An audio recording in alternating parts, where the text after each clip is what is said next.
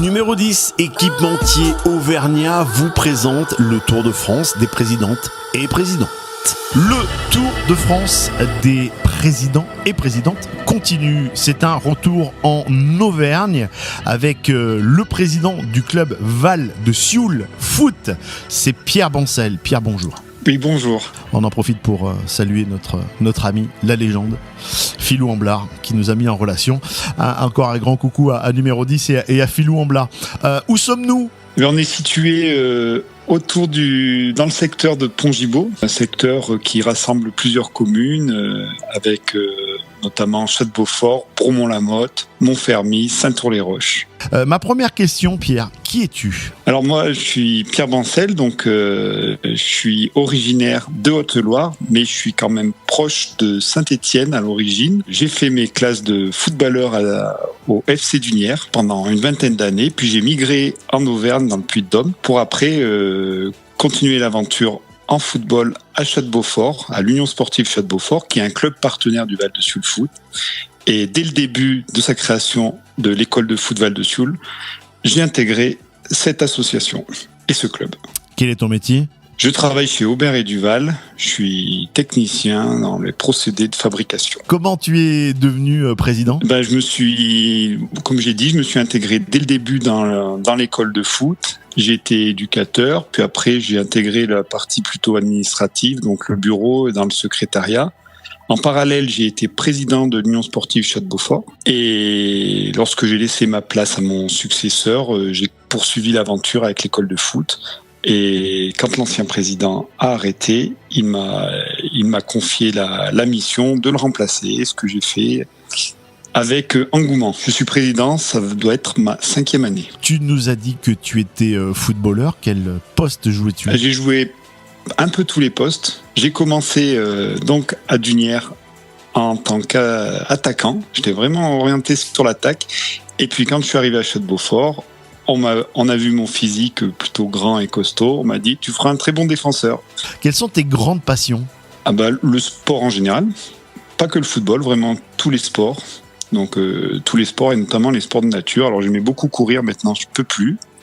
Et j'ai remplacé ça par le VTT. Donc je m'éclate en vélo et puis j'aime bien tout ce qui est voyage, tout ce qui est randonnée. Si tu pouvais dîner avec n'importe quel sportif ou sportive, hors vivant ou disparu, tu aimerais partager la table avec qui ? Moi, je pense que j'aimerais bien rencontrer et partager un moment avec Romain Bardet. Il a quand même marqué ma passion du Tour de France. Et en tant qu'Auvergnat et Altiligérien, voilà, particulièrement. Quel est ton style de fonctionnement en tant que président ? J'aime bien quand tout est bien cadré. Quand tout est carré, voilà. J'aime bien avoir un œil sur un peu tout, des fois un peu trop, mais j'aime bien quand les choses sont bien faites et quand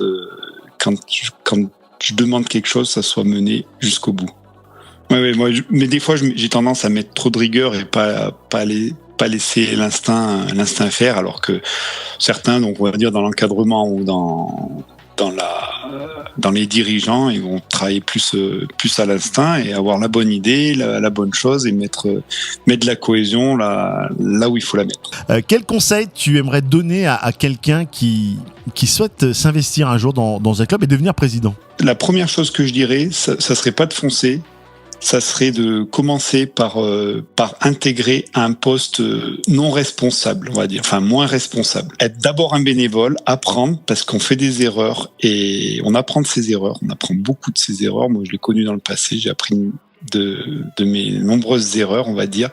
Mais s'il veut être président, il faut qu'il soit prêt en ayant connu le bénévolat dans une association. Et la deuxième chose, d'avoir une équipe solide autour. Pour terminer, quel est le nom de votre stade ? Alors quand je dis votre stade, vous avez plusieurs stades, mais quel est le stade principal ? Vous avez un stade principal ou vous avez plusieurs stades ? Non, on n'a pas de stade principal, on va dire vraiment pour l'école de foot, les enfants, ils se retrouvent toute l'année au stade de Montfermy. Montfermy est un tout petit village de 200-300 habitants, donc assez central sur notre secteur. Et donc c'est là un peu le cœur de notre école de foot, et c'est là où les enfants se retrouvent le mercredi, où ils apprennent à jouer au foot dès le premier âge. Et après, on dispatche les plateaux, les tournois, les entraînements des plus grands sur les autres secteurs.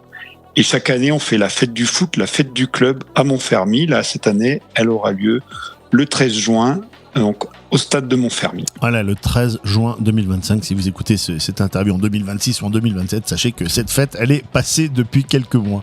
Merci beaucoup, Pierre. Merci pour cet entretien, ce portrait. Merci beaucoup. Merci à toi. Allez, vous continuez à suivre l'actualité du site Légende du sport et du Tour de France des présidentes et présidents. Et on se dit à très vite pour une prochaine interview. Bye bye.